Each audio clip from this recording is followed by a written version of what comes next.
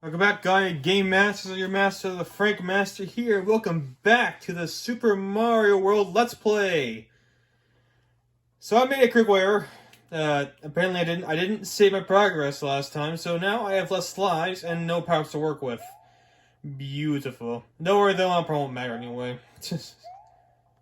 Because, yeah, in this game, your lives get resetted every time you're talking to the game, which kind of sucks.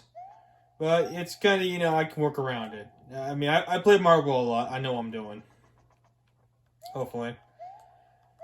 Anyway, welcome to Valley of Bowser, the final world of the game. Well, in terms of the main plot, obviously, it's not the end-all, be-all world of the game, because there's still two other worlds to do, but you get the idea.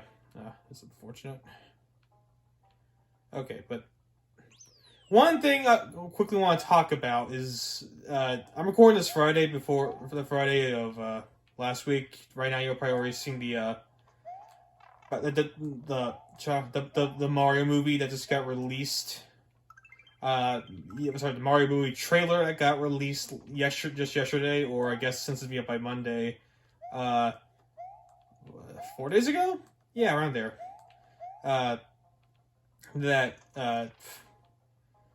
Yeah, that was released. That was released yesterday. And that was like the day will end. And unfortunately, the world not ended. But what happened was we finally got the full thing. I'm gonna go ahead and just get my thoughts real quick because there's not much really to go on top of this level. It's pretty standard, as you can clearly tell. Not really much to go by. Just watch out for the giant moles, and you should be fine.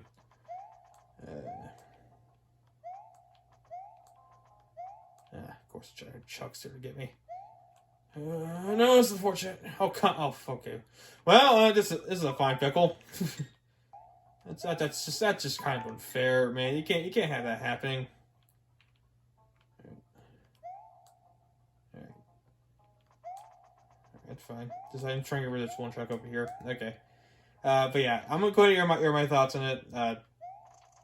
I thought for the most part, in terms of animation and majority of the voice acting, I thought it sounded good. I thought it looks good. It looks great. It looks fantastic, actually. I never doubted Illumination's style to create a good looking movie. I did, however, doubt their script writing, and so far, it's kind of one of my major concerns with it so far. Is that the script just sounds very bland. At the same time, though, I'm not expecting a complex story to carry Mario. After all, this is Mario we're talking about here.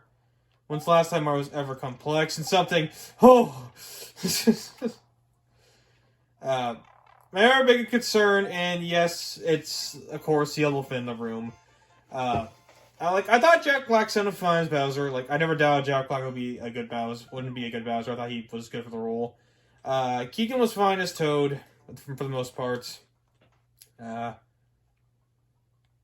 What else? What else we hear? I'm not sure voice Kamek, but they did a fine job too.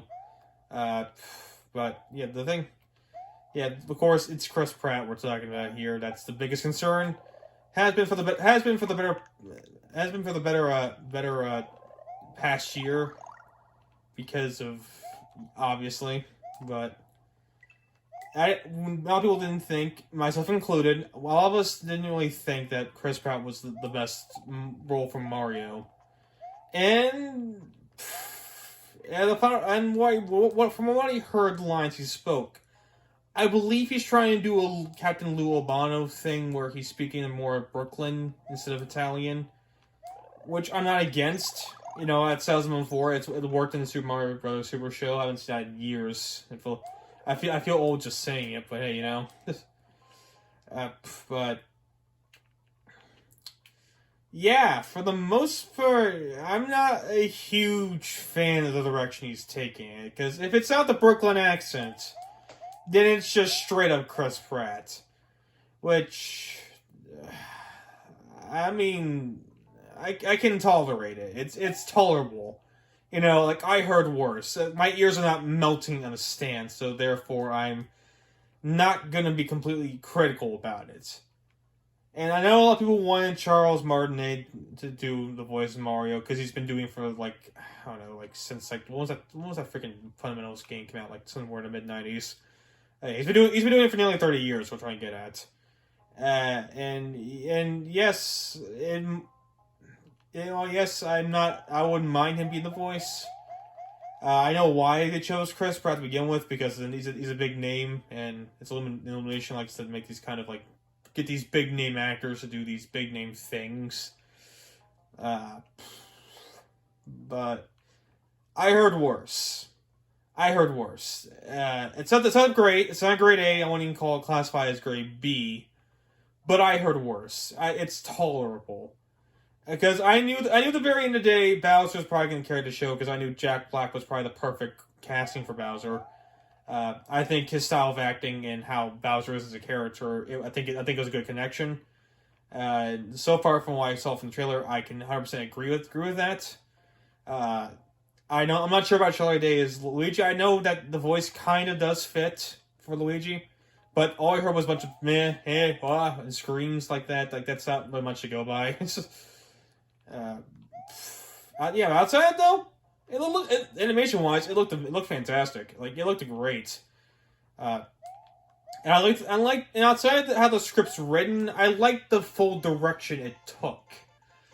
I like where the plot's going. Like, of course, it's not trying to do anything too complex. Try to fit within the Mario mainstream how it's always meant to be, and I like how that looks. I know we'll play Mario World here, and I'm doing a lot of like talking about Mario. Actually, I can't do this yet. I need the cape. We'll come back for it. But yeah, it's just overall, I'm excited for it. I mean, I can learn to tolerate Chris Pratt's voice. At the end of the world, I heard worse. Outside of that, everything else is pretty good. Yeah, here's hoping it's good as Sonic 2. Because Sonic 2, like, I'm not sure if I made a full review on it yet or not. I don't remember. But I thought the show, I thought it was incredibly stupid, but I also really loved it. Like, it was just unintentionally fantastic. Alright, I think it's this store, right? No, it's not the store. I was lied to.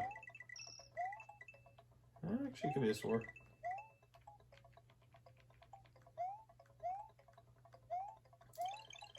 Anyway, you're probably wondering why I'm recording on a Friday instead of my usual Monday shtick. Because usually, if you don't know, I usually like doing Mondays because those are like beginning of the week. I can easily take care of it. It's not the end. I can handle it. Yeah, I need a cake feather for all these things, which I don't have. Okay. Because I'm on vacation this weekend for Columbus Day. I won't be here Monday to record, so yeah, it's the first exit. So yeah, gotta make do with what we got. Okay.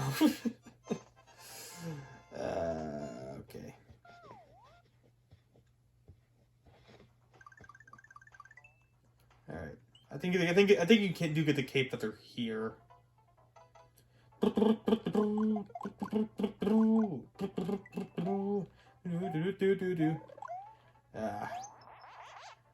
I love this game soundtrack. Oh no! Oh wait, that's fine. That's fine. I don't want to complain. That's fine. Just no. Yeah, you get a cape feather here, which will help us a lot getting those two extras we couldn't get. Because one at Ghost House, there's one in the other area. And you best believe we're getting all of them because we're near I know it's to no shock, and I know we have technically 2 worlds after this, but they're not very long. I can probably do them in an episode or 2. The first one especially. I'm not sure about the second one though, because those stages go pretty hard. You never know how long those usually take. Of course, I'll cut out a lot of failures if I might keep like failing more than like 5 times the level, because there's no reason for me. Because as entertaining as me screaming agony is, I understand the gameplay can get pretty boring at that point. And besides, you can probably tell by my live counter, like how many times I fail anyway. So it's not like it's not like you're not noticing me fail. It's of course, certain parts I'm gonna grind some lives before I do that part though. I feel confident I do the first world without grind lives, but I'm gonna grind lives for the second one because I'm gonna try and do them without using the freaking rewind strap because that's because much as I'm abusing it now, it's kind of lame, and I want to prove that I'm actually good at this game. Like for most games we played up to this point, I don't really care if you think I'm good at them or not, even though I am called the Frank Master.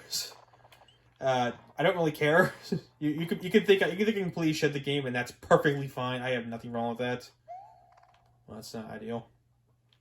But this is probably the first game I actually do care if you think I'm good or not, because I played this game for like the longest time. Because, like I said, it's my favorite 2D Mario game. The only one that comes close is New Super Mario Bros. DS. And, yeah, if I'm not good at this game, then I don't know. I don't know what to tell you. Just check out my eventual Super Mario 64 playthrough. There you see how good I am. And in case you're wondering, yes, I will be doing Mario Kart in the near future. Not next playthrough, but in the near future. Because next playthrough, Santa tells me, it's spooky month. We finished up, like, last time we did Luigi Mansion twice for my playthrough channel. I'm thinking, you know what, let's go do another Halloween. Because I remember, like, the first Halloween, I was thinking, okay, there's 2 games I wanted to play.